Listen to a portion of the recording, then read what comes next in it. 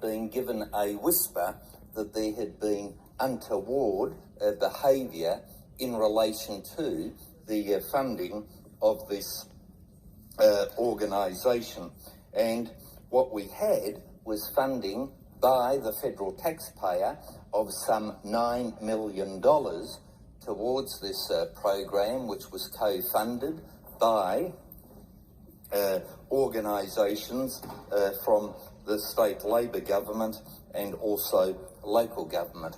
What it was doing, Madam Acting Deputy President, was in fact prejudicing the viability of a private firm known as iCook. In recent times, and indeed just yesterday, on June the 21st, media outlets, the ABC and others, started to disclose some of the consequences and issues surrounding this matter. Because at the time that this organisation was being established, health officials in Victoria sought to close down iCook on the basis of allegations that somehow a slug had been found in iCook's food preparation areas, that iCook was responsible for the transportation of listeria from their food production to a lady in a aged care facility who unfortunately later passed. The full results of listeria testing at the factory were then withheld from iCook Foods for several weeks, whilst its contracts were being bid for by a rival council-operated outfit, and you've guessed it, named Community Chef. And iCooks was stunned by what was known about the company's innocence before such drastic action was taken. Namely, the Victorian Health Department closed the show down on the basis of allegations which are now relatively obvious on the evidence provided to us by the media, that there was in fact no case to answer by iCook. But Mr. Cook could have done substantial jail time in the event that he would have been convicted. Indeed, the allegations in relation to iCook show that in hospital, the patient only consumed food from the hospital, with all food provided by the Knox Private Hospital's sole caterer, iCook. So was the allegation by one Professor Brett Sutton. The Department of Health spokesman said evidence of the parliamentary inquiry showed 4 samples from iCook had the same genetic sequence as that found in Mrs. Painter, the lady that unfortunately passed. And so the list goes on in relation to the evidence provided by Professor Cook and others to the committee. It now transpires that it appears, and I stress it appears, I don't make the allegation, I just make the observation, and that it is now being asserted that Chief Health Officer Brett Sutton signed and issued the order to close iCook Foods. And the consequences of that order was that the government-owned, loss-making competitor to iCook Foods, Community Chef, secured the business of food supply to aged care homes and others previously supplied by iCook Foods. By the way, since it was set up by federal government funding of $9 million under Mr. Albanese, this organisation, Community Chef, has run at a $30 million loss funded by taxpayers. Previously, food preparation and the actual food and meals were supplied by iCook in a private venture that did not need that sort of $30 million subsidy from the taxpayer. But the evidence now to hand, as reported in the media, is that some hours, and this is vitally important, Madam Acting Deputy President, that some hours before the closure order was issued, that very allegation upon which the closure order was issued proved to be false, proved to be incorrect. That is, that the elderly woman who died allegedly as a consequence of eating food supplied by iCook Foods had not in fact eaten any food supplied by iCook Foods. So based on those facts, as reported in the media recently, it would appear that the order to close iCook Foods may well have been illegal.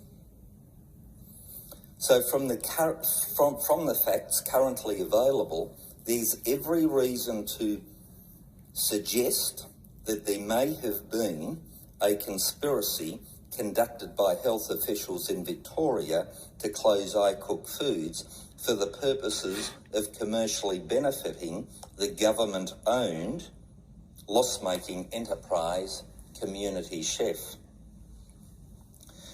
Given media reports that Victoria Police are now investigating corruption claims around the iCook Foods closure, the question then arises whether or not the Chief Medical Officer of Victoria has been interviewed or whether or not he is assisting the police in their investigations. And the question arises, at what point in time did Mr. Sutton become aware that the closure order was based on a false allegation?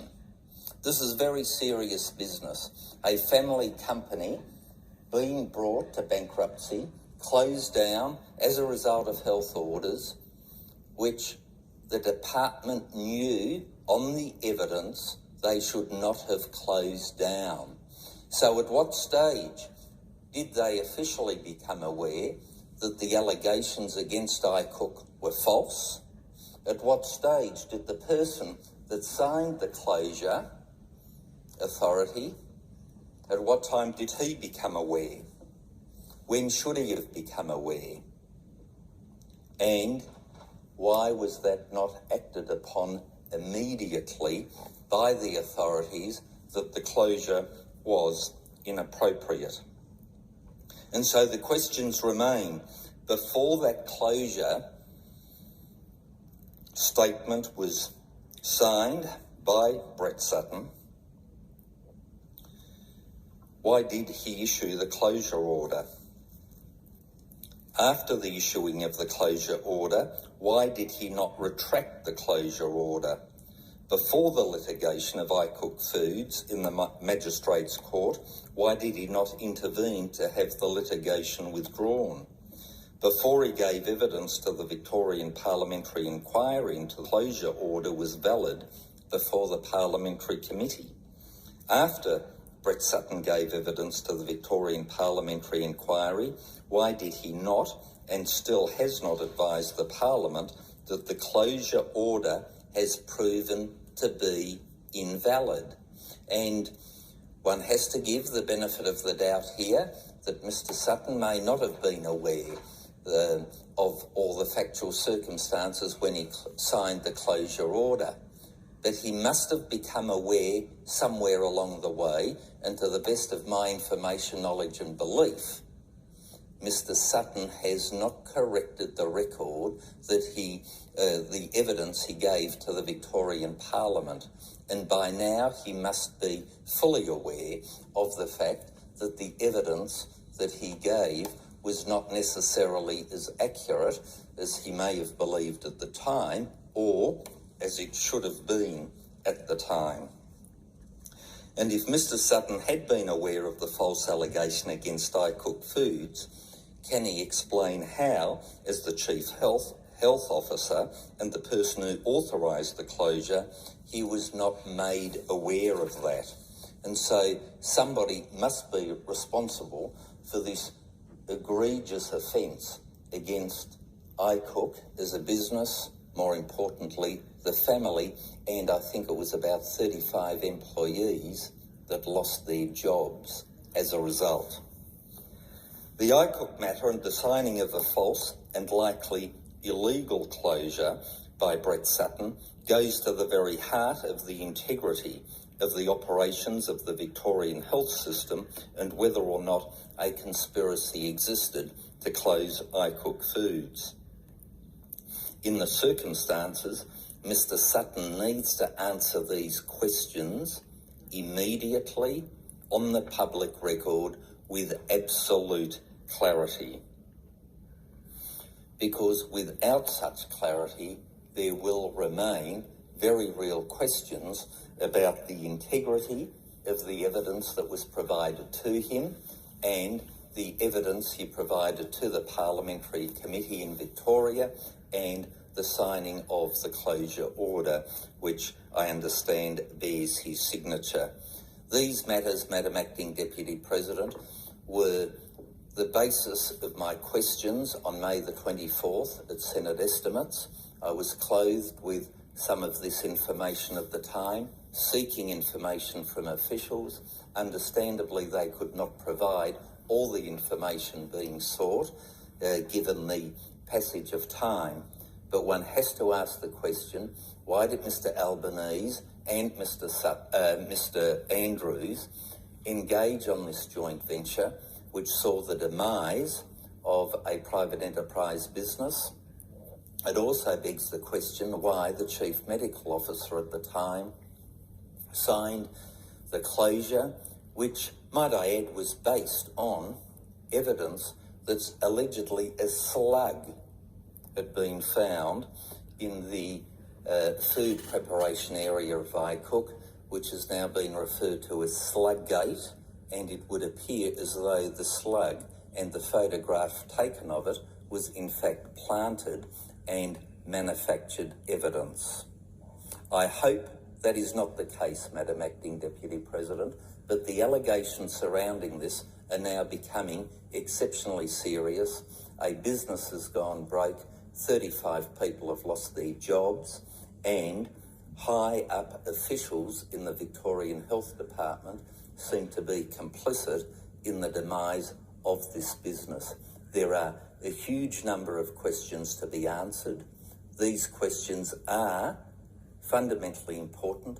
They go to the integrity of public administration and why a public authority would seem to be so desperate in seeing the demise of a private sector operator so that a public authority that was manufactured by Mr Dan Andrews as Health Minister at the time and Mr Anthony Albanese at the time as Infrastructure Minister put so much effort, so much taxpayers' money into an enterprise which has been running at a huge loss and has seen the demise of what was otherwise a profitable business. Lots of questions need to be answered, and I hope they are answered as a matter of urgency.